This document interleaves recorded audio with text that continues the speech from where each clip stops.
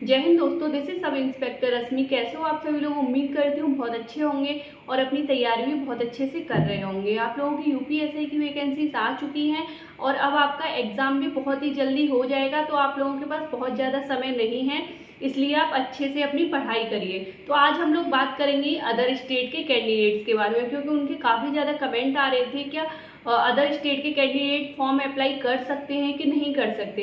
अगर कर सकते हैं तो वो जनरल में काउंट होंगे या फिर उनका 5% कोटा रहता है, और अदर स्टेट के कैंडिडेट्स के लिए क्या क्या डॉक्यूमेंट्स चाहिए, तो इन सारी चीज़ों के बारे में बात करेंगे। और कौन कौन से स्टेट, मतलब अदर स्टेट के हैं तो कौन कौन से स्टेट के कैंडिडेट फॉर्म अप्लाई कर सकते हैं यूपीएसआई में, तो इन सारी चीज़ों के बारे में बात करेंगे। उससे पहले अगर आप लोग चैनल पर नए हो तो चैनल को सब्सक्राइब कर लेना और वीडियो को लाइक कर देना, क्योंकि मैंने खुद भी अपना एग्ज़ाम सेल्फ स्टडी के द्वारा ही निकाला था।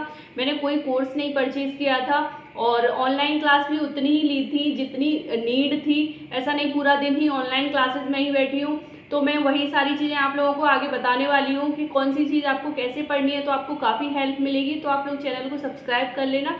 तो चलिए वीडियो शुरू करते हैं। सबसे पहला डाउट है कि क्या अदर स्टेट के कैंडिडेट फॉर्म अप्लाई कर सकते हैं कि नहीं कर सकते।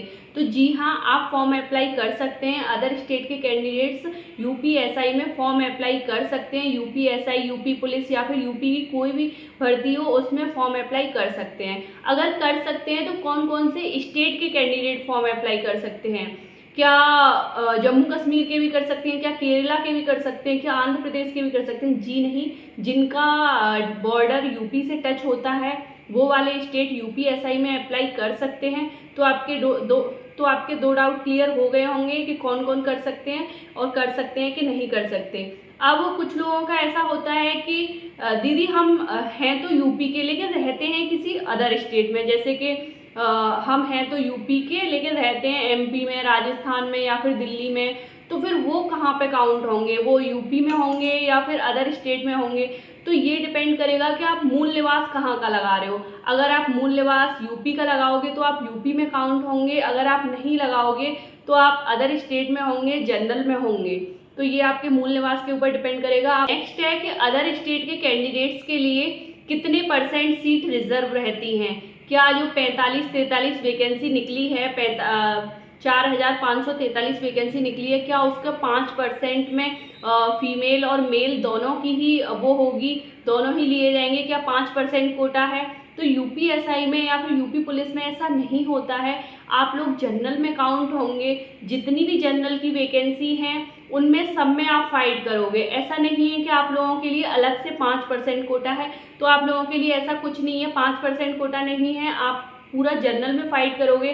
ठीक है, एस्पिरेंट जनरल में फाइट करेगा, सेम उसी की जगह पे आप होंगे, आप भी जनरल में फाइट करेंगे। बस ऐसा नहीं होगा कि आप अदर स्टेट जैसे कि राजस्थान से हैं, एमपी से हैं या फिर किसी भी स्टेट से हैं, वहाँ पे आप ओबीसी में आते हैं, एससी में आते हैं, किसी भी कैटेगरी में आते हैं, यहाँ पे आपको जनरल में फाइट करना पड़ेगा। बस ये होगा, बाकी का आपका 5% का क्राइटेरिया नहीं होता है, आपका जनरल का होता है। तो आप जनरल में फाइट करोगे। जितनी भी सीटें होंगी बहुत ही गोल्डन अपॉर्चुनिटी है अदर स्टेट के कैंडिडेट्स के लिए भी, क्योंकि यूपीएसआई अपने आप में एक बहुत ही अच्छी जॉब है। अब बात करते हैं कि आपको क्या क्या डॉक्यूमेंट्स चाहिए। अगर आप अदर स्टेट से हैं तो आपको क्या क्या डॉक्यूमेंट्स चाहिए। देखो, नॉर्मल जो डॉक्यूमेंट्स चाहिए होते हैं वो 10th की मार्कशीट, 12th की और ग्रेजुएशन की, है ना, ये चीज़ें चाहिए होती हैं। उसके अलावा आप जिस भी कैटेगरी में रिजर्वेशन लेना चाहते हैं तो आपको उस कैटेगरी का सर्टिफिकेट चाहिए होता है।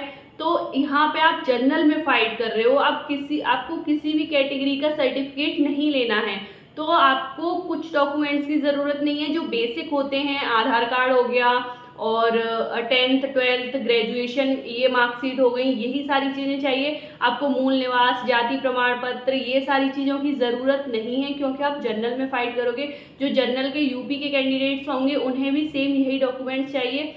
एक और डाउट रहता है ग्रेजुएशन के लिए कि क्या मार्कशीट चाहिए या फिर डिग्री चाहिए।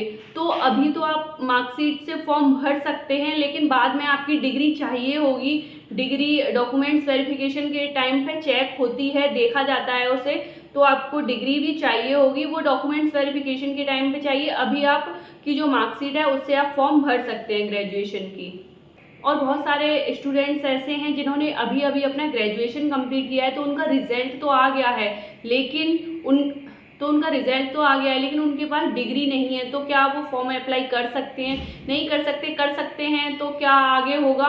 तो आप बिल्कुल फॉर्म अप्लाई करिए, कोई दिक्कत नहीं होगी, आपके पास मार्कशीट होगी, आप एकदम जेन्युइन कैंडिडेट हो, आपको कोई परेशानी नहीं होगी, कुछ नहीं होगा, आप आराम से अपना फॉर्म अप्लाई करिए। तो यही एक छोटी सी इन्फॉर्मेशन थी अदर स्टेट के कैंडिडेट्स के लिए। तो अगर आप अदर स्टेट से देख रहे हैं तो आप बताना कि आप वीडियो कहाँ से देख रहे हैं और आपको नेक्स्ट वीडियो किस टॉपिक पे चाहिए या फिर कौन सी सब्जेक्ट पे चाहिए, आप वो भी कमेंट सेक्शन में बता सकते हैं। तो आज की वीडियो में बस इतना ही है। उम्मीद करती हूँ आपको वीडियो पसंद आई होगी। अगर वीडियो पसंद आई हो तो वीडियो को लाइक करना, चैनल को सब्सक्राइब करना। मिलते हैं अगली वीडियो में। Thank you so much.